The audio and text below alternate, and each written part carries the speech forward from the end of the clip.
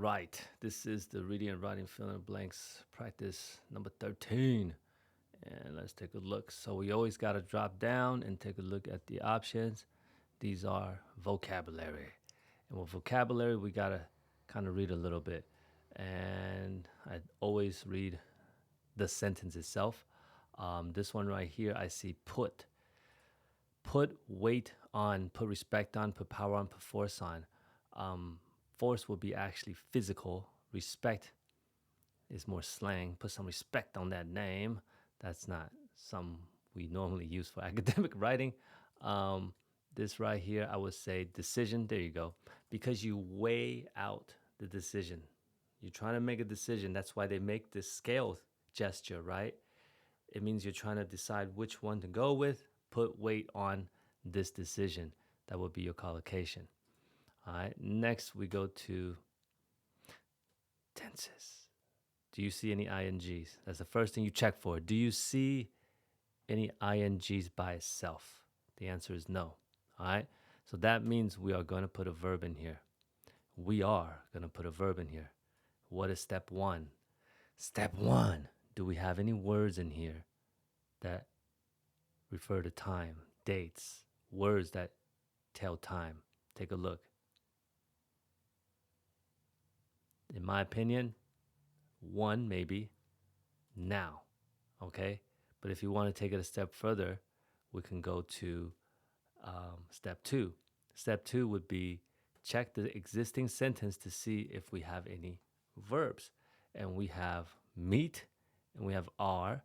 So that's two indications of present tense, now and then meet and are.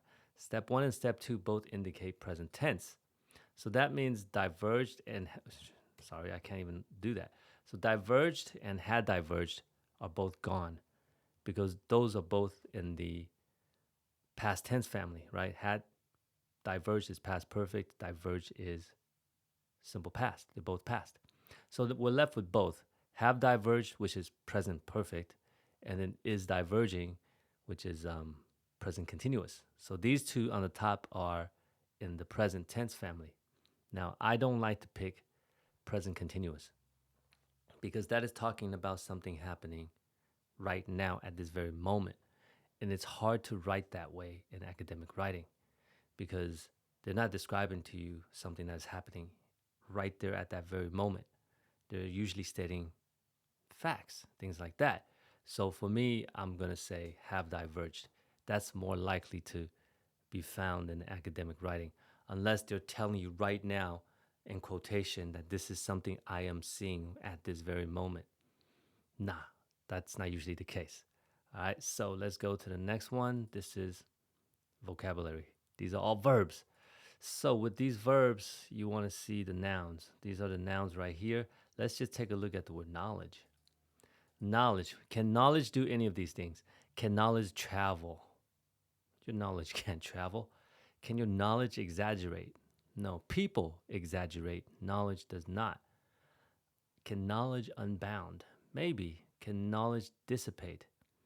Dissipate is the best one because this means it's becoming less and less. So your diminishing skills, your medical skills and your knowledge dissipated. It means just you're not as good as you were before. This is the vocabulary one I would pick. But again, when it comes to vocabulary, it's really up to you based on your level. But for me, I would definitely not pick knowledge travels because you can't, and knowledge exaggerate. So I would be left with two options.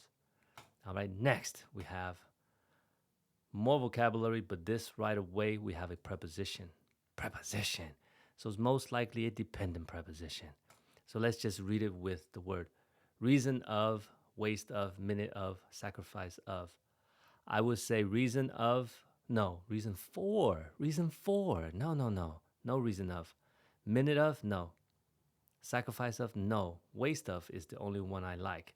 And if you read it with this, waste of time, waste of time. Do you agree?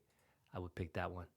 And then lastly, we have a can. So these are all going to be verbs. Yes, they are all verbs.